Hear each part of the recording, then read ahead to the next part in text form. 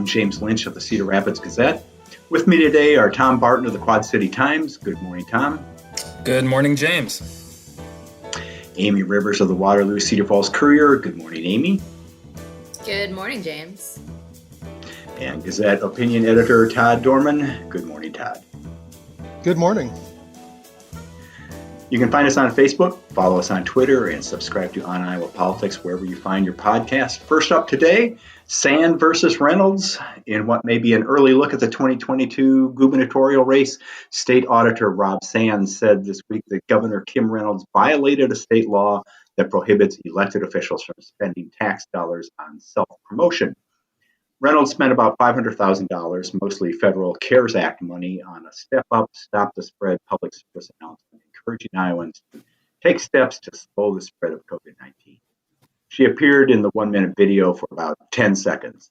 That violates a 2018 Iowa law that sought to force statewide officials and legislators to use campaign funds rather than taxpayer dollars for self-promotion. Democratic Treasurer Mike Fitzgerald, whose public service announcements seemed to coincide with his re-election campaigns, appeared to be the target of legislative Republicans' protection of tax dollars. It was pointed out at that time that would also limit Republican Secretary of State's appearances in materials promoting voter registration and voting, and could force Secretary of Agriculture Mike Naig's name being removed from official notices on gas pumps. Todd, is this a taste of what's to come if Sand decides to run for governor? Defeat by 1,000 audits? I mean, he's already used his position as auditor to highlight some things he thinks are being done incorrectly by the governor's office. I'm sure if he runs for governor, he'll bring that stuff up.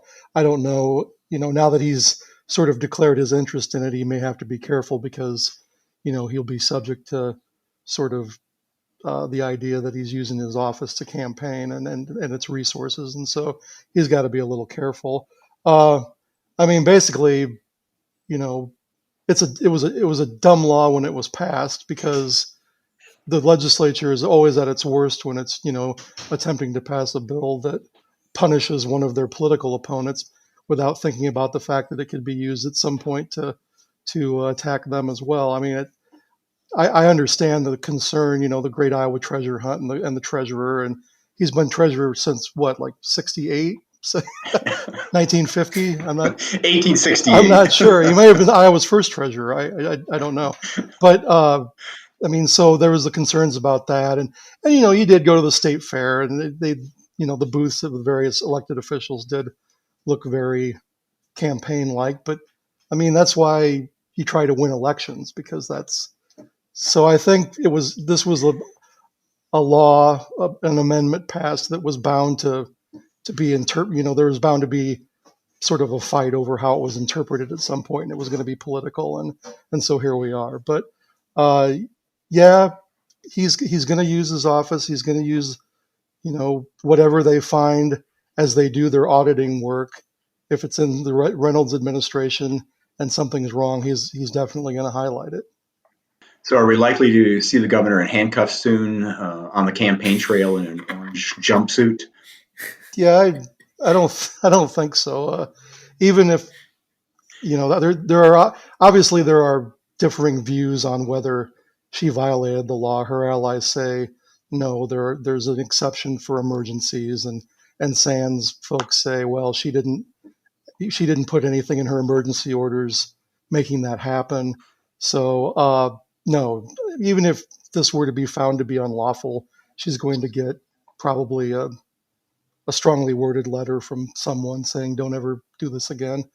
But that's, I don't know, an orange jumpsuit might be interesting, but she'd have to just get that herself. It wouldn't come from like Polk County, the Polk County jail. It almost seems like this is a case of where, she didn't say Simon Says. So, she, I don't know. She didn't invoke a law that she didn't need to invoke, according to the legal scholars on social media, who seem to be in wide agreement that Sand doesn't know jack about the law and his political stunt fell flat. However, I would caution against using the "I'm not a lawyer, but I read on social media" arguments if you end up in court. Well, and I think the weird thing is that, this is a very nitpicky attack, obviously, but, the better line of, from a political standpoint, the better line is just basically, what happened was that, the governor didn't, you know, didn't do a mask mandate during much of the pandemic, sort of downplayed the need for it. Then, when the surge hit and people were dying, she sort of scrambled once the election was over to try to cobble something together. And they did this, ad that I don't think was terribly effective. And they spent $500,000 on it. I think that's probably the more effective criticism of what happened than this, pointing out this discrepancy with a very small, part of the law that was either violated or not violated. Yeah, it almost seems, I agree that it seems kind of nitpicky considering everything else that the governor did or didn't do in response to COVID. But it seems like this is just an opportunity for Sand to score points with who have already decided not to vote for Kim Reynolds' reelection. I don't know that it changes anybody's mind if they're out there trying to decide who to vote for. That No. say, well, she didn't invoke a law saying that it suspended another law, and that's going to be the reason why they're going to vote for or against Kim Reynolds. But Sand said this week that he's narrowing his options for his near-term political future. Amie, he told the Carroll Times-Herald that he's ruling out a U.S. Senate bid, but apparently still looking at running for governor. I'm guessing that he's among several potential Democratic gubernatorial candidates who are, well, I shouldn't say gubernatorial candidates, I should say potential Democratic candidates who are waiting on Chuck Grassley to announce what his plans are, and then they can decide which race to get into. But yeah, it appears that Sand is keeping his options open. Yeah, I mean, which is good. If it turns out that there's a ton of people that want to run for governor and not a ton of people that want to run for Senate, maybe that changes the calculus a little bit. But I think to Todd's point, he really is trying to, I think, position himself to do well in a Democratic primary. So, even if things like this, and of course, if you take the 10,000-foot view, what he's really arguing is that he doesn't think that the governor should have spent taxpayer money to basically try in her way to slow down the coronavirus pandemic. Whether you think Stop the Spread worked or not, arguably, it didn't. She's still trying something. And so it's a very interesting argument that he's making that she shouldn't have done that, regardless of the nitty gritty in there. But I think what he's really doing, and Tom and I were talking about this before the podcast, is just positioning himself for that primary. If he can continue to harp on Governor Reynolds, he can put himself in people's minds as the person that's doing that. And then when Democrats go to the polls for the primary, he's one of the top ones. And all the other candidates that are going to want to go for that Democratic primary then have to overcome that. And of course, he's in a very high profile position, as you mentioned. He's able to sort of do this either under the guise of his job or at least with some resources there. So he's really positioning himself pretty well for a primary run. Now, in a general election, I don't think issues like that are going to work. I think Todd's right. You really have to focus then on the overall picture. How did Reynolds do among the coronavirus pandemic? And of course, we know from polling the entire last year that nobody thought she was really doing a very good job on that. So I think that is really going to have to be something that it gets hammered in the general, no matter what Democrats on the ticket. And there are a ton. I mean, you pointed out that there's a lot of people that are either openly mulling runs or more likely privately mulling runs. So even people like Representative Roz Smith, who's a relatively new representative up in our area in Northeast Iowa, could potentially be mulling a run, is positioning himself at least to be in a good position for that. So I think it'll be really interesting to see how that gubernatorial primary shakes out on the Democratic side. According to a couple of Republicans who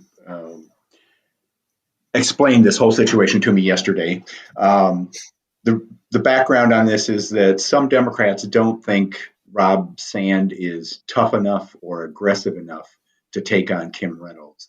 And so this is his attempt to show that he is tough enough.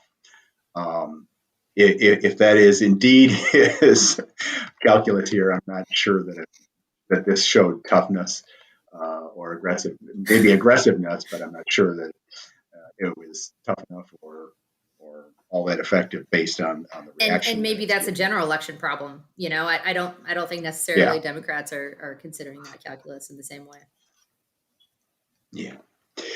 Speaking of general elections and elections in general, the election law changes Iowa Republicans pushed through the legislature appear to already be having an impact. A little notice changed in the law Davenport Senator Robbie Smith floor managed seems to have paved the way for Scott County supervisors, at least the Republicans, to select a new county auditor of their choosing. Unless Democrats can get about 10,000 signatures on a petition for a special election, the supervisor's appointment will stand until the next election. I guess the reasoning for making that appointment is that the special election would be costly and attract low voter turnout. Tom, so why is this a big deal in Scott County? Yeah, so Scott County, or I guess county boards of supervisors in general, or city councils have long had the option of filling a vacancy either by appointment or a special election. And should they choose to make an appointment, which has been standard practice for at least the last 30 years, both by majority Republican and majority Democrat Scott County boards, voters could still petition to force a special election. And as you mentioned, James, the Republican majority county board on a party line vote opted against the special election out of concerns for its cost and efficiency, and appointed a Republican who's a former Davenport alderwoman as the new county auditor. The party line decision drew a rapid response from Iowa Democrats. And as you mentioned, the party is trying to collect more than 10,000 signatures to force a special election. What's new in this case is that voters now have a steeper hill to climb to force an election. So among, the recent myriad changes that were made to state election law by State House Republicans was this little notice change kind of tucked into the omnibus elections bill, which significantly shortens the window that voters have to gather valid signatures. Voters now have 14 days from when the appointment is made to circulate and file a petition with the county auditor requesting a special election. And any signature gathered prior to the date of appointment is not considered valid. Before, voters could begin collecting signatures for a petition after supervisors voted to choose to make an appointment as opposed to a special election before they actually appoint someone to the seat. So now county Democrats have 2 weeks to gather roughly 9,300 valid signatures, or about 10% of Scott County voters who voted for president in 2020. But I guess more importantly, the biggest difference is kind of the drama and partisan moves surrounding the sudden vacancy in a job overseeing elections in Iowa's third most populous county, one that had long been viewed as, quiet and nonpartisan, and now is becoming more contentious in this political fight occurring across the country about trust in the nation's elections, due to Republican former President Donald Trump's persistent and false claims of widespread fraud costing him the 2020 election. So just a little bit of background. Democrat Roxana Moritz abruptly retired in April, 5 months after being reelected in 2020.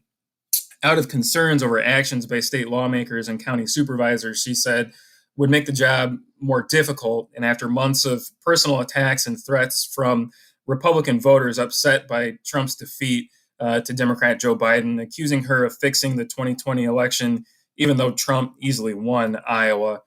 And then it was, under that backdrop that Republican state lawmakers passed legislation to impose fines or criminal penalties on election officials for violating rules.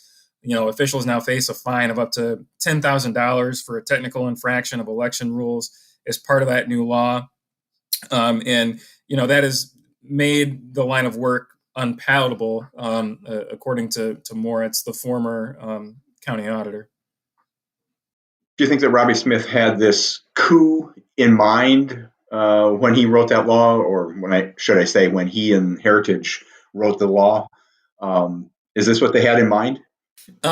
It's unclear, but the timing of it, coinciding with Moritz announced retirement, and after Smith inserted a provision in the bill tailored to resolve a potential conflict by a Republican Scott County supervisor, allowing him to continue to serve simultaneously on the county board and the North Scott School Board. So given his intervention there and tucking something in the bill specifically to address that county level issue, honestly, I wouldn't be surprised if that was the case. But whether Smith definitively had a coup in mind, it's not immediately clear. Will Democrats get the signatures they need to force a special election? It seems doubtful. So either on Tuesday or Wednesday, kind of toward the start of the week, Democrats had about 2,000 signatures out of a required roughly 9,300 signatures, with a little more than a week left to gather signatures. And so, 9,300 signatures in 2 weeks just seems like a lot of signatures to gather in a short amount of time, when not many voters are paying attention to or probably aware of what's going on with the Scott County auditor vacancy. And frankly, they may not care. As I said before, it's a position that until now had long been viewed as quiet and nonpartisan. And, Moritz, the Democratic incumbent who stepped down, was unopposed in 2016 and 2020. So I think it's probably going to be difficult for Democrats to, get voters to kind of care about this enough to, go out and sign a petition. Do they have a candidate if it goes to a special election, or is that sort of the next challenge for Democrats? That's the next challenge. I've been told that officially, they don't have a candidate, and right now they're just focusing on the petition drive, and realizing that that's going to be a tough road to hoe, or a steep hill to climb. Choose whatever analogy you want to use, or cliche. So yeah, officially they're saying they're just focusing on the petition drive right now, and realizing that they probably have a 50-50 chance of being successful. And then if they are, that's when they'll kind of focus on a candidate. Mm-hmm. Okay. Well, sticking with cliches, where's the beef?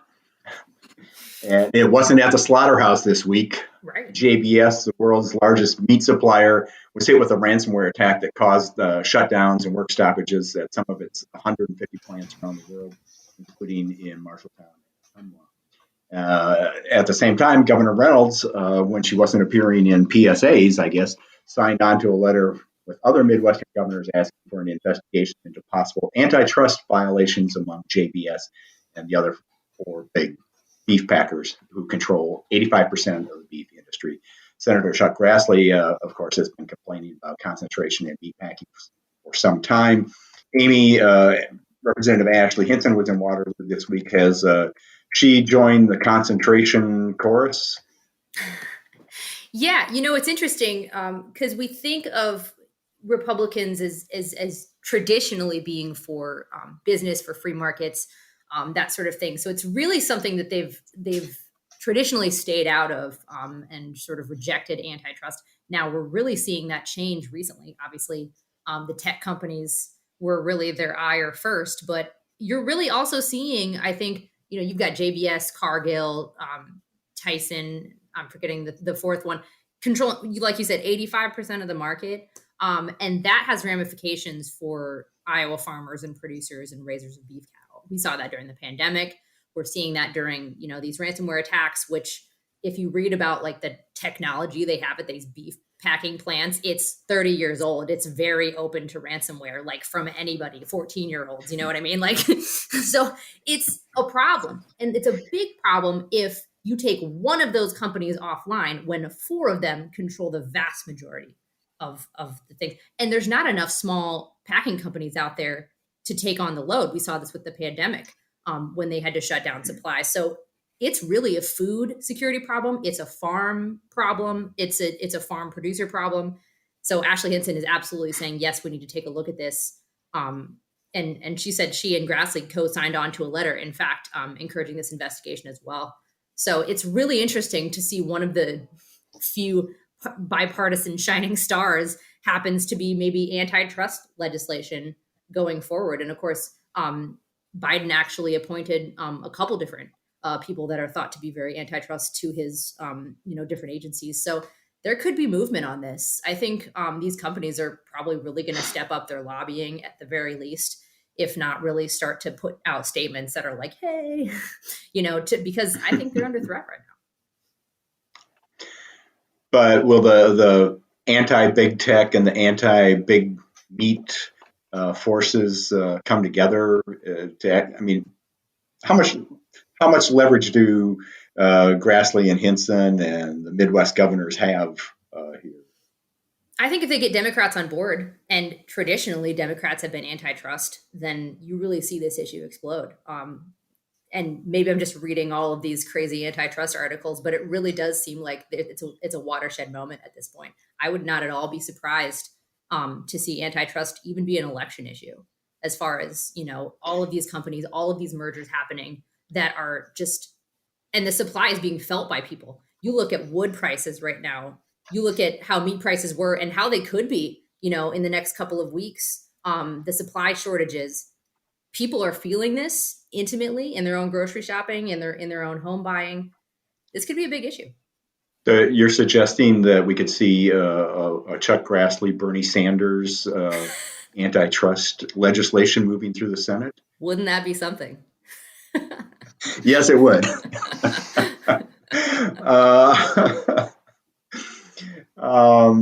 Yeah, I mean, the last forced breakup of a major industry, I think, was when the courts broke up Ma Bell into the AT&T and regional telephone companies, which I think has worked out well for consumers over the long term. Todd, the ransomware attack is, if nothing else, a distraction from the concentration concerns. However, it doesn't seem that if a cyber attack can disrupt a company that processes a quarter of the country's beef, maybe concentration is a problem. And as Amie said, maybe Congress should look at breaking up the meatpacking industry, not only to make it more competitive, but for food security reasons. Yeah, it is a problem, and it's been a problem for a long time.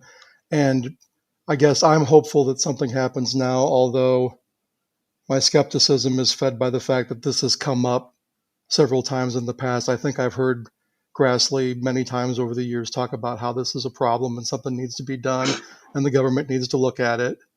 But nothing much has happened. I don't know how you break up a company like JBS that's based in Brazil. I mean, I'm not sure how you go down to Sao Paulo and get them to, slice themselves up like a hog, I guess. Mm-hmm. Lacking a better, it's a good metaphor, but it hasn't happened. And on the other side of the coin, in Iowa, we've been extremely accommodating to the creation of a livestock production system, particularly with hogs, that is needed to basically feed these giant corporations the flow of livestock they need to get bigger and bigger.